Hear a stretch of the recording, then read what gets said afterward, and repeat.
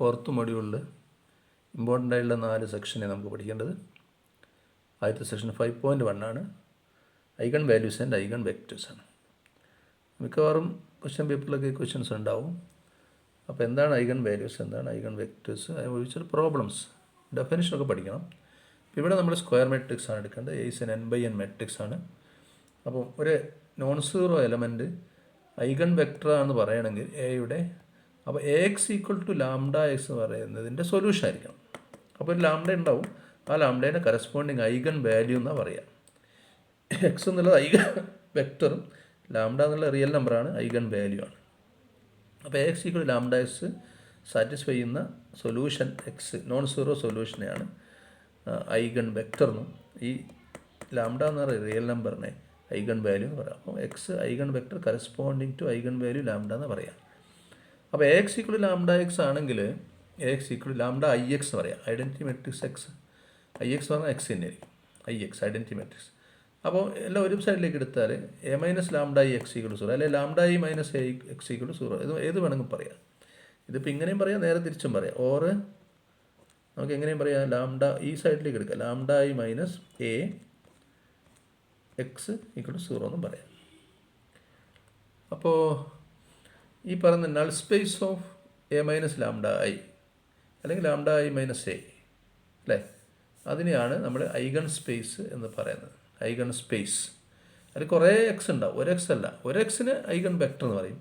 അങ്ങനെ കുറേ എക്സ് ഉണ്ടാവും, കാരണം ഒരു സൊല്യൂഷനാണ് ഐഗൺ വെക്റ്റർ. അങ്ങനെ കുറേ സൊല്യൂഷൻ ഉണ്ടെങ്കിൽ അതിന് സ്പേസ് ആവും, അതിന് set of whole such solutions, അതിനാണ് ഐഗൺ സ്പേസ് എന്ന് പറയുന്നത്. അല്ലെങ്കിൽ null space of A - λI, കാരണം A - λI x = 0 എന്നല്ലേ പറയുന്നത്. അങ്ങനെ =0 വന്നാലാണ് നമ്മൾ നൾ സ്പേസ് പറയുക. അപ്പോൾ അങ്ങനെയുള്ളത്, അപ്പോൾ ഇതിനെ മാറ്റിയിട്ട് ഇങ്ങനെയാക്കിയല്ലോ. അപ്പോൾ A - λIൻ്റെ നൾ സ്പേസ് ആണ് ശരിക്കും എന്ത്, ഐഗൺ സ്പേസ് എന്ന് പറയുന്നത്. അപ്പോൾ നമ്മൾ A - λIക്ക് വരെ λI - A ആയിരിക്കും എടുക്കുക മിക്കവാറും. Okay, the values of lambda or eigen values R obtained from the equation.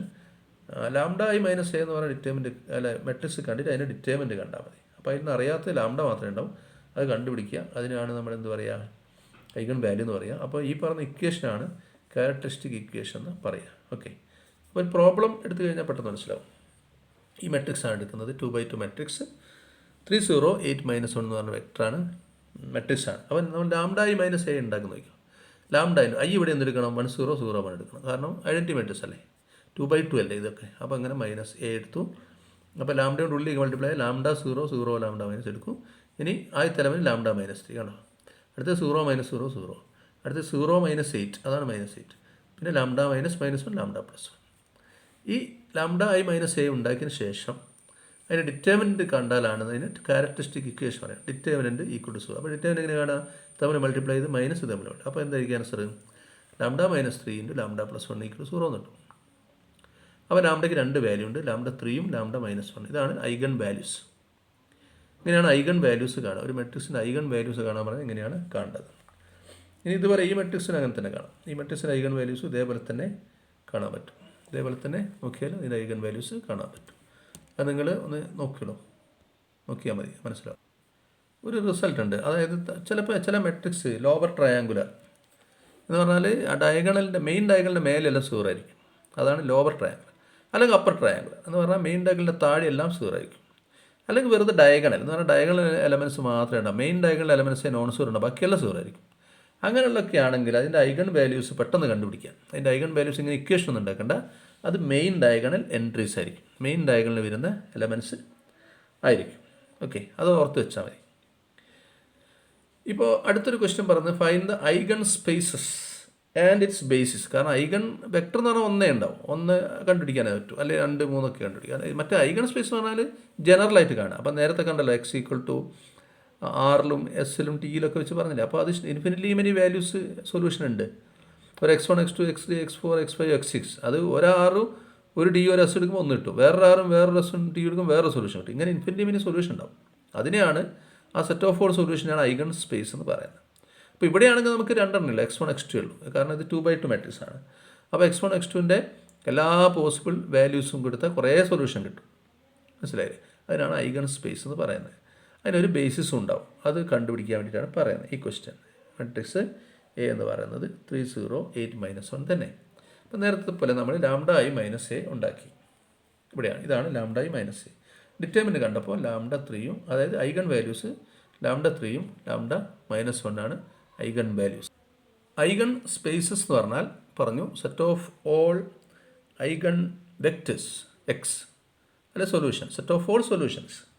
എങ്ങനെയാണ് solutions? Lambda i minus A X equal 0 എന്ന് പറയുന്ന സൊല്യൂഷൻ, അല്ലെങ്കിൽ എക്സ് ഈക്വൽ ലാംഡ എക്സിൻ്റെ സൊല്യൂഷൻ, അല്ലെങ്കിൽ ലാംഡ i മൈനസ് എ എക്സിൻ്റെ സൊല്യൂഷൻസ്. ശരി, ലാംഡ i മൈനസ് എ എന്നുള്ളത് നമ്മൾ നേരത്തെ കണ്ടുവച്ചിട്ടുണ്ട്, തൊട്ട് മുന്നേ കണ്ടുവച്ചിട്ടുണ്ട് മെട്രിക്സ്. അപ്പോൾ അതിൽ ഓരോ ലാംഡയ്ക്കും കൊടുത്താൽ അതിനനുസരിച്ച് എക്സ് കിട്ടും. ലാംഡേൻ്റെ 2 വിലയുണ്ട്, ലാംഡ 3 ഉണ്ട്, ലാംഡ -1 ഉണ്ട്. ലാംഡ 3 കൊടുത്താൽ ലാംഡ i മൈനസ് എ എന്ന് പറയുന്ന മെട്രിക്സ് കിട്ടും, ലാംഡ സബ്സ്റ്റിറ്റ്യൂട്ട് ചെയ്താൽ. അപ്പോൾ അതിന് ഇൻറ്റു എക്സ്, അത് x1 x2 ഈക്വൽ 0 എന്ന് എഴുതിയാൽ x1 x2 കിട്ടും. അപ്പോൾ അതാണ് ലാംഡ ഈക്വൽ 3ക്ക് കറസ്പോണ്ടിങ് ആയ ഐഗൺ സ്പേസ്.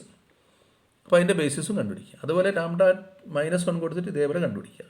അതാണ് ഇവിടെ ചെയ്യാൻ പോകുന്നത്. അപ്പോൾ ലാംഡ ഈക്വൽ 3 എടുക്കുക നമുക്ക്. അപ്പോൾ lambda i minus A X equal 0 എന്നുള്ളത് ലാംഡ i മൈനസ് എ നേരത്തെ എഴുതി വെച്ചിട്ടുണ്ട്. അതിൽ ലാംഡ -3 ഇല്ല, ലാംഡയ്ക്ക് 3 കൊടുത്തു. 3 - 3 0 -8 ലാംഡ +1 അല്ലേ, അപ്പോൾ 3+1. പിന്നെ x1 x2 ഈക്വൽ 0 ആയി. അപ്പോൾ ഇത് ആൻസർ -8x1 + 4x2 ഈക്വൽ 0 എന്നാണ്. ആദ്യത്തെ പിന്നെ 0 ആയിപ്പോയി, അപ്പോൾ ഒന്നും കിട്ടാനില്ല. 0x1 + 0x2 ഈക്വൽ 0, രണ്ട് സൈഡ് 0 ആണ്. അപ്പോൾ ഇതാണ് രണ്ടാമത്തെ റോ വെച്ചിട്ട് എടുത്താൽ മതി. -8x1 + 4x2 0 എന്നിട്ട്. അപ്പോൾ തീർച്ചയായിട്ടും ഇവിടെ x1 t കൊടുത്താൽ x2 2t ആയിരിക്കും. x1 t എന്ന് കൊടുത്താൽ x2 2t ആയിരിക്കും. അതാണ് സൊല്യൂഷൻ. അപ്പോൾ eigen space corresponding to lambda equal 3 എന്ന് പറഞ്ഞാൽ ഇങ്ങനെയുള്ള സൊല്യൂഷനാണ്. കുറേ സൊല്യൂഷൻ ഉണ്ട്. ഇത് എക്സ് എന്ന് പറഞ്ഞാൽ x1 x2 ഇങ്ങനെ ഉണ്ടാവും. ഇത് ടി മാറ്റി മാറ്റി കൊടുത്താൽ ഇൻഫിനിറ്റി മെനി ഇങ്ങനെയുള്ള കോളംസ് കിട്ടുമല്ലോ. പക്ഷേ ഇവിടുന്ന് ടി പുറമെ എടുത്തിട്ട് 1 2 എന്നാക്കാം. അപ്പോൾ x ഈക്വൽ ടു ഒരു സ്കാലാർ മൾട്ടിപ്പിൾ ഓഫ് 1 2, അല്ലെങ്കിൽ ലീനിയർ കോമ്പിനേഷൻ 1 2ൻ്റെ. അപ്പോൾ ഇതാണ് ബേസിസ്. 1 2 ആണ് ഇതിൻ്റെ ബേസിസ്. ഏതിൻ്റെ? Eigen space corresponding lambda equal 3ൻ്റെ. ഇതേപോലെ ലാംഡ ഈക്വൽ -1 കൊടുക്കുക. അപ്പോൾ lambda i minus A x 0ൽ ലാംഡ കാണുന്നത് -1 കൊടുക്കുക. ഇവിടെ -1 കൊടുത്തു, ഈ മെട്രിക്സ് എഴുതി. അപ്പോൾ നമുക്ക് x1 ഈക്വൽ 0 കിട്ടും, x2 കിട്ടിയും കിട്ടും. അതാണ് സൊല്യൂഷൻ. അപ്പോൾ നമ്മൾ ഐഗൺ സ്പേസ് എന്ന് പറഞ്ഞാൽ x1 x2 0 t ആണ്. അപ്പോൾ ടി പുറമെ എടുത്താൽ t × 0 1. വീണ്ടും ഒരു ബേസിസ് 0 1 എന്ന് പറഞ്ഞ ഒരു ബേസിസ് കിട്ടി. Eigen space corresponding lambda equal -1. ഇങ്ങനെയാണ് നമ്മൾ ഐഗൺ വാല്യൂസും അതിൻ്റെ കറസ്പോണ്ടിങ് ഐഗൺ സ്പേസും അതിൻ്റെ ബേസിസ് വെക്റ്റേഴ്സും കണ്ടുപിടിക്കുന്നത്. ഇവിടെ ഒരു റിസൾട്ട് ഉണ്ട്. ലാംഡ എന്ന് പറഞ്ഞാൽ ഐഗൺ വാല്യൂ ഓഫ് എ ആണെങ്കിൽ വിത്ത് ഐഗൺ വെക്ടർ എക്സ്. അപ്പോൾ അതിൻ്റെ അർത്ഥം എന്താ? A X equal lambda x എന്നാണ്.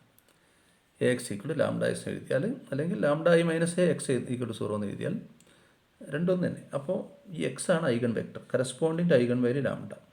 ഓക്കെ, അപ്പോൾ lambda is an eigen value of A with eigen vector X ആണ്. അങ്ങനെയാണെങ്കിൽ ലാംഡ റെസ്റ്റ് കെ എന്ന് പറയുന്നത് eigen value of A raised k ആയിരിക്കും. പക്ഷേ eigen vector x rest K അല്ല, x തന്നെ ആയിരിക്കും എന്നുള്ളതാണ് റിസൾട്ട്. ശരി, ലാംഡ എന്ന് പറഞ്ഞാൽ eigen value of eigen vector x ആണെങ്കിൽ, അല്ല eigen value of A with eigen vector x ആണെങ്കിൽ lambda raised k is eigen value of A raised k, മെട്രിക്സിൻ്റെ power k, with eigen vector same x തന്നെ ആയിരിക്കും, അല്ലാണ്ട് X rest k എന്ന് എഴുതാൻ പാടില്ല. ഓക്കെ, ഇത് റിസൾട്ടാണ്. ആ റിസൾട്ടിൻ്റെ പ്രൂഫ് വേണമെങ്കിൽ നോക്കാം. ആദ്യം നമ്മൾ suppose A X equal to lambda X, അതായത് അതിൻ്റെ അർത്ഥം lambda is an eigen value of A with eigen vector X ആണ്. അപ്പോൾ നമ്മൾ A²x കാണാം. A²x എന്ന് പറഞ്ഞാൽ a × ax ആണ്. പക്ഷേ ax-ന് ലാംഡ എക്സ് കൊടുക്കാം. അപ്പോൾ a × ലാംഡ എക്സ്, ലാംഡ പുറമെടുത്ത് ലാംഡ ax. പക്ഷേ ax-ന് വീണ്ടും ലാംഡ എക്സ് കൊടുത്തു. അപ്പോൾ ലാംഡ × ലാംഡ എക്സ്, അപ്പോൾ ലാംഡ²x. അപ്പോൾ A²x = ലാംഡ²x കിട്ടി. ഇതേപോലെ a³ x ഇതേപോലെ തന്നെ ചെയ്താൽ a³ x = ലാംഡ³ x കിട്ടും. ഇങ്ങനെ ജനറലായിട്ട് a⁻k x = ലാംഡ⁻k x എന്നുണ്ട്. അതിൻ്റെ അർത്ഥം ലാംഡ⁻k is an eigen vector of a⁻k with eigen ലാംഡ⁻k is an eigen value of a⁻k with same eigen vector x. Okay, അപ്പോൾ ഇതാണ് തുടങ്ങിയത്. അപ്പോൾ ഇത് കിട്ടും. ഓക്കെ, ഇനി അടുത്ത question, find the eigen values and basis for eigen space. നേരത്തെ പോലെയുള്ള ക്വസ്റ്റ്യൻ ആണ്, പക്ഷേ ഇവിടെ 3/3 മാട്രിക്സ് ആണ്. അപ്പോൾ ലാംഡ i മൈനസ് എ ഉണ്ടാക്കുക, ഡിറ്റർമിനൻറ്റ് 0 എന്ന് കൊടുക്കുക. അപ്പോൾ സിംപ്ലിഫൈ ചെയ്താൽ ലാംഡയുടെ വാല്യൂസ് അല്ലെ ഐഗൺ വാല്യൂസ് 1 2 രണ്ട് പ്രാവശ്യം വരും. അപ്പോൾ ഡിസ്റ്റിങ്ക്റ്റ് എടുത്താൽ മതി. അപ്പോൾ ഡിസ്റ്റിങ്ക്റ്റ് ഐഗൺ വാല്യൂസ് 1 2 ആണ്. ലാംഡ = 1 കൊടുക്കുമ്പോൾ lambda i minus A X = 0 എന്ന് ചെയ്താൽ, അപ്പോൾ ലാംഡ i മൈനസ് എ എന്നുള്ള മെട്രിക്സ് ഇവിടെ എഴുതിയിട്ടുണ്ട്. അതിൽ ലാംഡ സബ്സ്റ്റിറ്റ്യൂട്ട് ചെയ്താൽ മതി. 1 അങ്ങനെ സബ്സ്റ്റിറ്റ്യൂട്ട് ചെയ്തപ്പോൾ നമുക്ക് ഇങ്ങനെ കിട്ടും, = 0. എക്സ് എന്ന് പറഞ്ഞാൽ x1 x2 x3. അപ്പോൾ 3 ഇക്വേഷൻ ആക്കി, ഇങ്ങനെ 3 ഇക്വേഷൻ ആക്കി. ഈ 3 ഇക്വേഷനിൽ ഈ രണ്ടാമത്തെ ഇക്വേഷൻ മൈനസ് പുറമെ എടുത്ത x1 + x2 + x3 സൂറാണ്. ആദ്യത്തെ ഇക്വേഷൻ x1 + 2x3 സൂറാണ്. മൂന്നാമത്തെ അത് തന്നെ മൈനസ് പുറമെ എടുത്താൽ x1. അപ്പോൾ ആദ്യത്തെ മൂന്നാമത്തെ ഒരേ ഇക്വേഷൻ. അപ്പോൾ ഇതിന് മൂന്നും കൂടി രണ്ട് ഇക്വേഷനായിട്ട് മാറും. അപ്പോൾ 3 അൺനോൺസ് ഉണ്ട്. x1, x2, x3 unknowns. 3 unknowns ഉണ്ട്, രണ്ട് ഇക്വേഷൻ ഉണ്ട്. അപ്പോൾ ബാക്കി 3 - 2 എന്ന് പറഞ്ഞാൽ ഒരു ഫ്രീ വേരിയബിൾ ഉണ്ടാവുമെന്ന് മനസ്സിലാക്കുക. ഒരു ഫ്രീ വേരിയബിൾ ഏതെങ്കിലും ഒന്നിന് x3ക്ക് t കൊടുത്താൽ ബാക്കി രണ്ട് അതനുസരിച്ച് കിട്ടും. അപ്പോൾ x3ക്ക് t കൊടുത്തു. അപ്പോൾ ഫസ്റ്റ് നിന്ന് x1 കിട്ടും -2t. രണ്ടാമത്തിൽ കൊടുത്താൽ x2 കിട്ടും, t എന്ന് കിട്ടും. ഓക്കെ.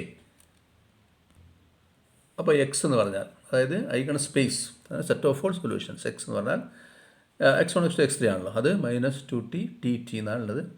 അപ്പോൾ t പുറമെടുത്താൽ t × -2 1 1. അപ്പോൾ എക്സിനെ ഒരു ലീനിയർ കോമ്പിനേഷൻ ഓഫ് -2 1 1 ആയിട്ട് എഴുതി.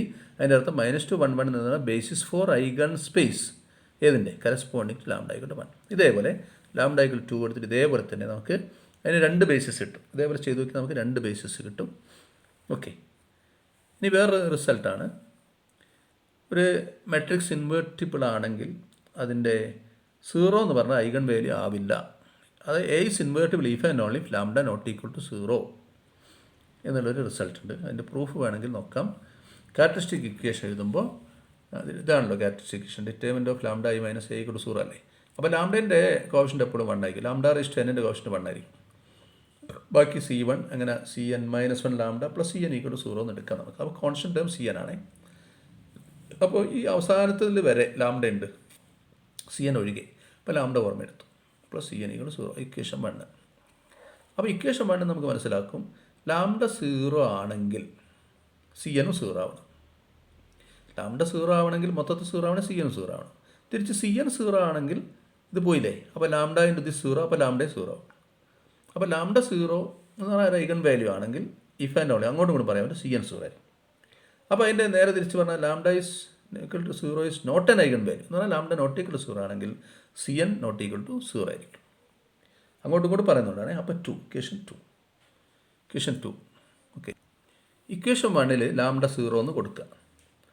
ഇക്വേഷൻ 1 λ 0 എന്ന് കൊടുത്താൽ ഡിറ്റർമിനൻ്റ് ഓഫ് λ i - a അല്ലേ. അപ്പോൾ λ 0 കൊടുത്താൽ ഡിറ്റർമിനൻ്റ് ഓഫ് -a = Cn കിട്ടും.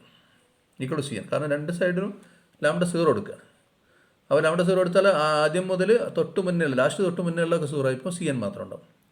പക്ഷേ ഡിറ്റർമിനൻ്റ് ഓഫ് നെഗറ്റീവ് മെട്രിക്സ് പറഞ്ഞാൽ ഓരോ കോളത്തും -a എന്ന് പറഞ്ഞാൽ എന്താ, -a എന്ന് പറഞ്ഞ മെട്രിക്സ് -1 കൊണ്ട് എല്ലാ റോയിനെയും മൾട്ടിപ്ലൈ ചെയ്യാം. -a എന്ന് പറഞ്ഞ മെട്രിക്സ് പറഞ്ഞാൽ -1 എന്ന നമ്പർ കൊണ്ട് എല്ലാ റോയിനെയും മൾട്ടിപ്ലൈ ചെയ്യും. അതിന് n റോസും n കോളംസ് ഇല്ലേ. അപ്പോൾ -1 കൊണ്ട് n റോസിനെയും നമ്മൾ മൾട്ടിപ്ലൈ ചെയ്യും. അതാണ് മെട്രിക്സിനെ -1 മൾട്ടിപ്ലൈ ചെയ്തത്. പക്ഷേ അതിൻ്റെ ഡിറ്റർമിനൻ്റ് എടുക്കുമ്പോൾ ഏതെങ്കിലും ഒന്നിൽ കോമൺ ഉണ്ടേ പുറമെ എടുക്കുക. അപ്പോൾ ആദ്യത്തെ റോയിൽ -1 പുറമെ എടുക്കാമല്ലോ.